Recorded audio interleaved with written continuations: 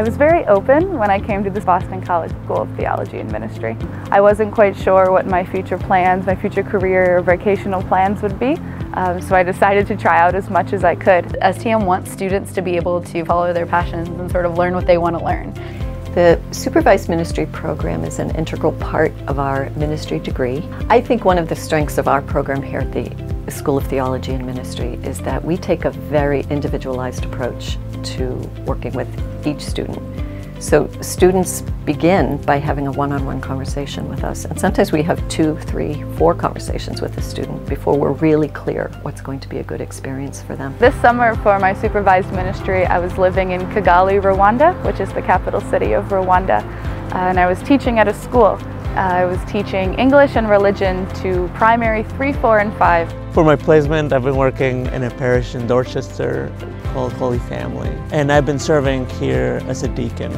And it was something that I had to decide, I'm going to give time to this, I'm going to involve myself. No, it was a wonderful experience to actually get involved with people and learn from them to see how they needed me to help them. For my supervised ministry, I am doing campus ministry at Boston College. One reason I wanted to do this is we have 54 student leaders that I get to see every week, and I grab coffee and lunch with them and get to talk about their lives, and most of them are upperclassmen, so I get to hear how the program has transformed their lives.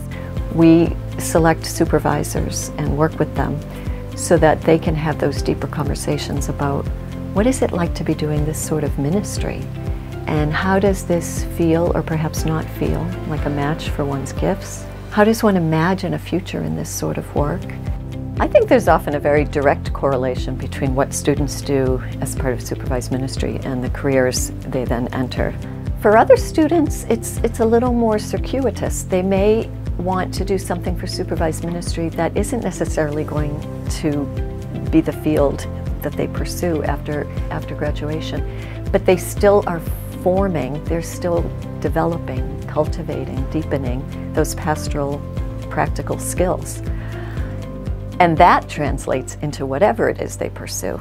So one thing I was really hoping during my time here at the STM was to have some versatility in my ministry options. So I had only thought about teaching on and off as sort of a tangential thought, but when this opportunity came up, I said, okay. I look at my ministry and I start thinking about how does that relate to what I've learned in school.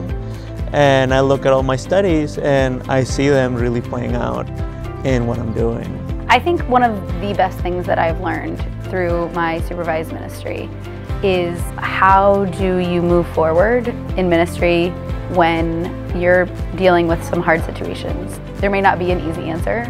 It doesn't mean you can't deal with hard questions and move through anything in ministry. And I think no matter where I end up, there's going to be that. So I think that's a great preparation.